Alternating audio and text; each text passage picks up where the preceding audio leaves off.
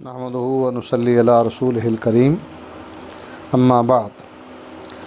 نبی اکرم صلی اللہ علیہ وآلہ وسلم نے فرمایا، لا ایمان لمن لا عہد لہ، جس آدمی کا وعدہ نہیں، جو وعدہ وفا نہیں کرتا، اس کا ایمان نہیں ہے۔ خضر حیات صاحب جو شیخ القرآن اور شیخ الحدیث بنتے ہیں، انہوں نے پہلے تاریخ دی کہ عید کے بعد میں قرآن کی وہ آیت جس میں گدھے کے حرام ہونے اور مچھلی کے حلال ہونے کا ثبوت ہے وہ پیش کروں گا۔ آج تک وہ آیت پیش نہیں کی۔ جب تک خضر حیات صاحب قرآن مجید سے گدھے کے حرام ہونے اور مچھلی کے حلال ہونے کی آیت پیش نہیں کرتے، اس وقت تک ان کا کوئی مطالبہ تسلیم نہیں کیا جا سکتا، کیونکہ وہ عید سے لے کر اب تک ایسی آیت پیش کرنے سے قاصر ہیں۔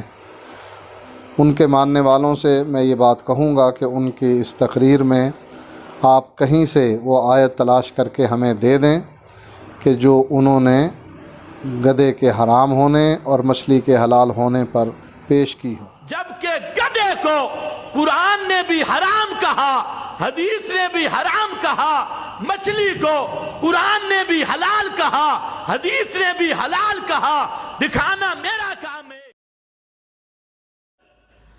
باقی رہ گیا گدھا، وہ قرآن سے بھی اس کی حرمت ثابت کروں گا، حدیث سے بھی ثابت کروں گا۔ اور رہ گئی مچھلی، مچھلی کا حلال ہونا قرآن سے بھی دکھاؤں گا، حدیث سے بھی دکھاؤں گا۔ خضر صاحب نے سورۃ النحل کی آیت نمبر 14 سے یہ استدلال کرنے کی کوشش کی، جس میں اللہ تعالیٰ فرماتا ہے لِتَأْكُلُوا مِنْهُ لَحْمًا طَرِيًّا۔ وہ ترجمہ کرتے ہوئے کہتے ہیں تاکہ تم اس سے تازہ گوشت کھاؤ۔ تازہ گوشت مچھلی ہے۔ ان کا کہنا ہے کہ تازہ گوشت مچھلی ہے۔ شیخ القرآن اور شیخ الحدیث صاحب، تازہ گوشت مچھلی ہے، یہ قرآن کی کون سی آیت کا ترجمہ ہے؟ وَهُوَ الَّذِي سَخَّرَ الْبَحْرَ لِتَأْكُلُوا مِنْهُ لَحْمًا طَرِيًّا، لِتَأْكُلُوا مِنْهُ لَحْمًا طَرِيًّا۔ طالب الرحمان صاحب، لِتَأْكُلُوا، اللہ نے تمہارے لیے سمندر کو مسخر کیا تاکہ تم اس سے تازہ گوشت کھاؤ۔ یہ تازہ گوشت کیا ہے؟ تازہ گوشت کھاؤ۔ حالانکہ اس آیت میں مچھلی کا کوئی ذکر نہیں ہے، دریا یا سمندر کا تازہ گوشت۔ قرآن کی اس آیت کی روشنی میں آپ کے لیے ہر قسم کا تازہ گوشت جو سمندر یا دریا کا ہے، چاہے وہ مینڈک ہو یا مگرمچھ، سانپ ہوں یا کچھوا، الغرض سمندر اور دریا کی ساری مخلوق کا تازہ گوشت کھانا آپ کے نزدیک جائز ہے، وگرنہ قرآن سے یہ تخصیص دکھاؤ کہ اس میں صرف مچھلی حلال ہے باقی حرام ہے۔ ہم تو حدیث دکھا دیں گے جس میں مچھلی کی تخصیص کی گئی ہے، لیکن آپ نے تو قرآن دکھانا ہے۔ اور دوسری بات تو یہاں یہ ہو رہی ہے کہ بحث تازہ گوشت کھانے کی نہیں بلکہ باسی گوشت کھانے کی ہے۔ مری ہوئی مچھلی جو 1 مہینے سے برف میں لگی ہوئی ہے، کیا وہ کھانا جائز ہے؟ آپ اس آیت سے، سورۃ النحل کی آیت نمبر 14 سے مچھلی مراد لیتے ہیں تو اس کی دلیل قرآن سے دیں، حدیث کی طرف جانے کی آپ کو اجازت نہیں۔ تیسری بات یہ ہے کہ اللہ تعالیٰ نے سورۃ انعام کی آیت نمبر 118 میں حکم دیا فَكُلُوا مِمَّا ذُكِرَ اسْمُ اللَّهِ عَلَيْهِ، تو جس چیز پر ذبح کے وقت اللہ کا نام لیا جائے اسے کھا لیا کرو۔ پھر فرمایا وَلَا تَأْكُلُوا مِمَّا لَمْ يُذْكَرِ اسْمُ اللَّهِ عَلَيْهِ وَإِنَّهُ لَفِسْقٌ، اور جس چیز پر اللہ کا نام نہ لیا جائے اسے مت کھاؤ، اس کا کھانا گناہ ہے۔ لہٰذا آپ کو تازہ مچھلی کھانے کے لیے بھی اسے اللہ کے نام پر ذبح کرنے کا حکم قرآن دے رہا ہے۔ مچھلی کو ذبح کرنے سے استثناء آپ کو قرآن کی کس آیت نے دیا؟ آپ کہتے ہیں مچھلی ان جانوروں میں سے ہے مما لا یذبح، کہ جن کو ذبح نہیں کیا جاتا۔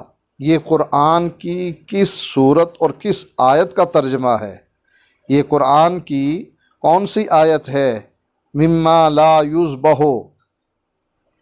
عجیب بات یہ ہے کہ انکار کرنا چاہیں تو بخاری اور مسلم کی احادیث رد کر دیں، اور ماننے لگیں تو عام لوگوں کی باتیں تسلیم کر لیں جو قرآن کے صریحاً خلاف ہیں۔ آپ نے اگر مچھلی کھانی ہے تو قرآن کے حکم کے مطابق ذبح کرتے ہوئے اس پر اللہ کا نام لیا جائے، تب آپ کو قرآن کی روح سے مچھلی کھانے کی اجازت ہے۔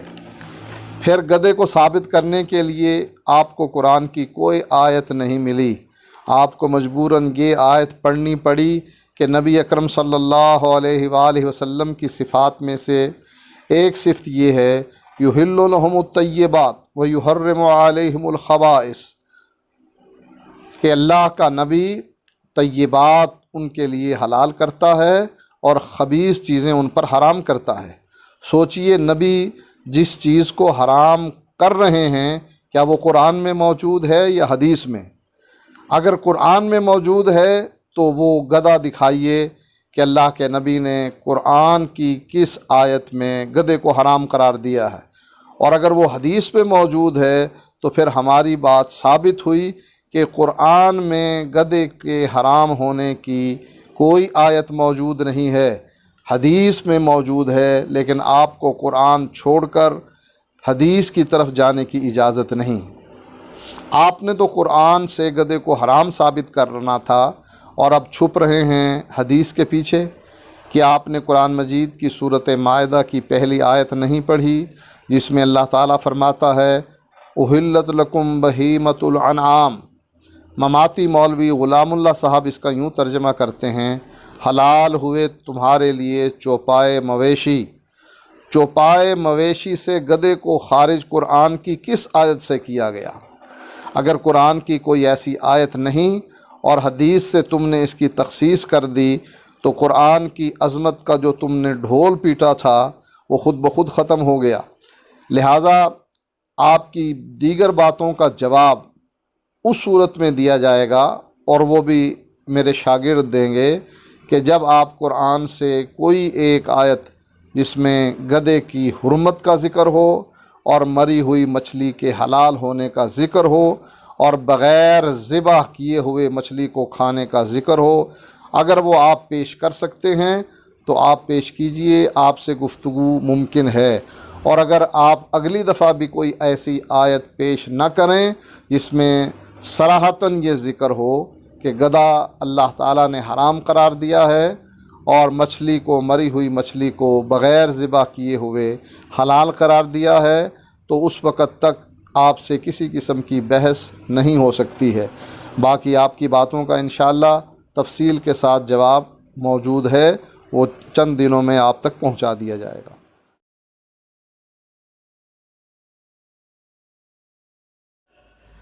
باقی رہ گیا گدھا، وہ قرآن سے بھی اس کی حرمت ثابت کروں گا، حدیث سے بھی ثابت کروں گا، اور رہ گئی مچھلی، مچھلی کا حلال ہونا قرآن سے بھی دکھاؤں گا، حدیث سے بھی دکھاؤں گا۔